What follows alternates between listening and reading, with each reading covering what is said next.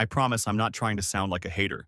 But honestly, this is the most bored I've felt with an iPhone in a long time. Now, depending on your perspective, that could be a good thing, a bad thing, or maybe a little of both. Don't get me wrong, the iPhone 16 Pro is a solid phone. Spoiler alert, I do actually like it. It fits seamlessly into my daily life, and in many ways, that's exactly what most people want from their device. It just works. But that's the thing. It just works. It doesn't excite me. It doesn't surprise me.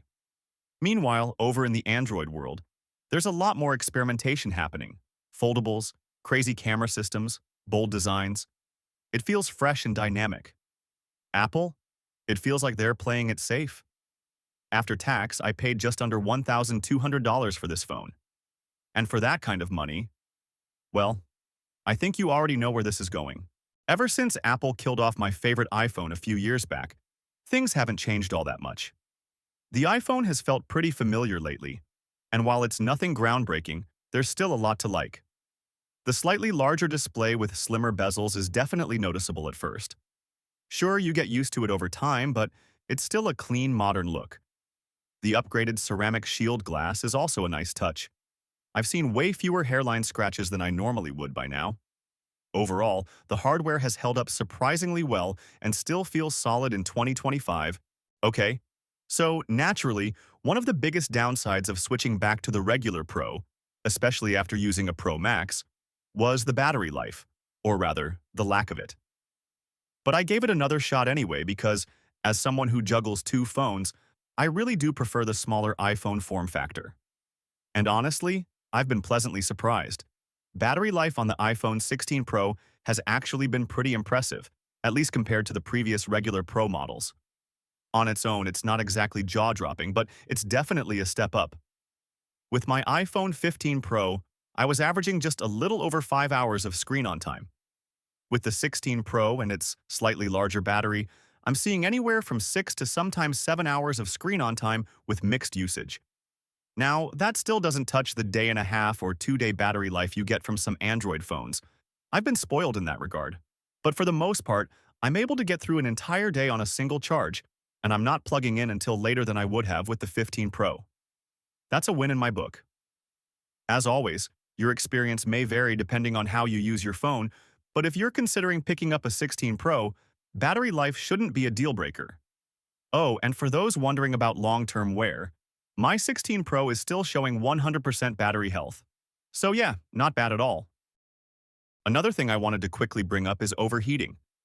Now, this isn't something that happens all the time, but when it does, it's noticeable. For instance, whenever I'm editing and saving raw photos in Lightroom, the phone definitely starts to heat up, like noticeably warm to the touch. Recently, it got to the point where the performance completely throttled. Everything became laggy and choppy, and I had to shut down Lightroom entirely just to let the phone cool off. Again, this isn't a daily issue, but it's worth pointing out if you do a lot of heavy editing or content creation. Now, as for the cameras, I'll keep this part short and to the point.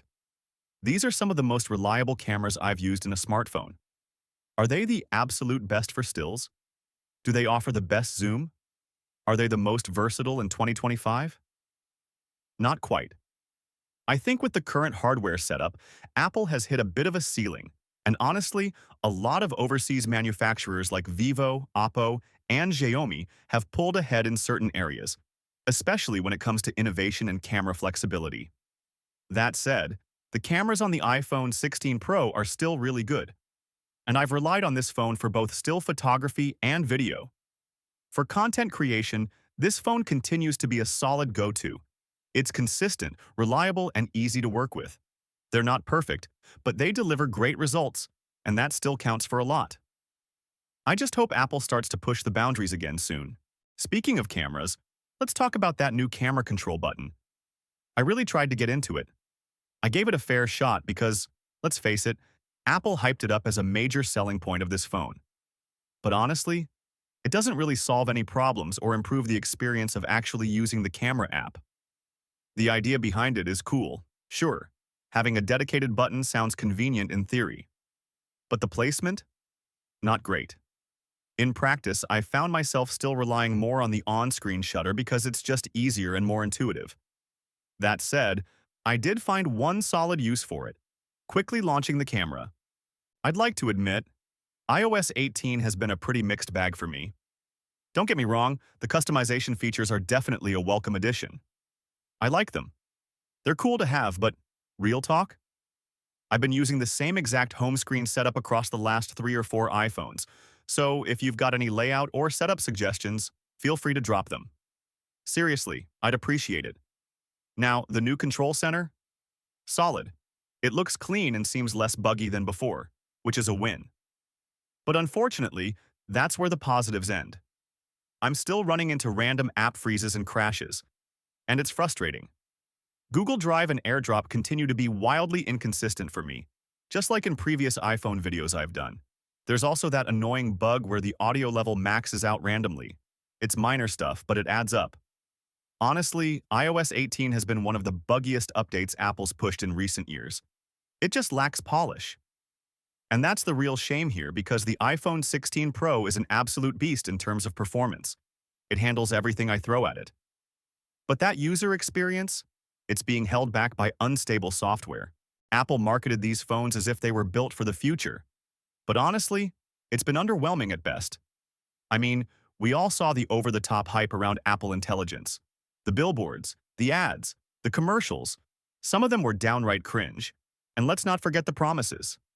So many promises. Now, to be fair, if you genuinely use Apple Intelligence and find it helpful, more power to you. I'm not here to completely trash it and move on. I'll admit, I occasionally use the visual intelligence features. But truthfully, I rarely touch the rest of it. Why? Because there are better alternatives out there that are just more useful and better executed. Apple's rollout of this feature has honestly been embarrassing. I really hope they go back to the drawing board and rethink their priorities. Not just for Apple Intelligence, but for the OS as a whole. It needs it. I'll be completely honest with you. Unless Apple randomly drops a miraculous, out-of-the-blue iPhone mini. Wishful thinking, I know. The iPhone 16 Pro is the best iPhone for me right now. It's been solid. The size is great. It feels comfortable in the hand, especially for someone like me who likes to dual-wield devices. It's fast, powerful, the speakers sound amazing, and the battery life has finally gotten better. The cameras are dependable, and aside from the current software issues, the phone holds up extremely well. But here's the thing. It's just time for a change. And honestly, it's been time. Other smartphone manufacturers are out here pushing boundaries, experimenting with fresh ideas, and bringing true innovation to the table. Meanwhile, the iPhone? It started to feel stale. Sure, it still dominates the US sales charts, but that doesn't mean it's leading in tech anymore. Apple needs to shake things up. There's even talk that Apple plans to redesign the iPhone every year until 2027. Fascinating if it's true, and honestly, about time. It'll be really interesting to see how they handle things moving forward. So if you're considering picking up the iPhone 16 Pro right now, I'd say, maybe wait. If you can hold off until September, it might be worth seeing what Apple has up its sleeve. The 16 Pro is good, but it's not the groundbreaking phone Apple hyped it up to be.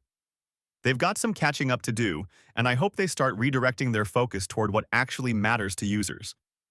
Anyway, that's just my take. What do you think about the iPhone 16 Pro? Let me know in the comments.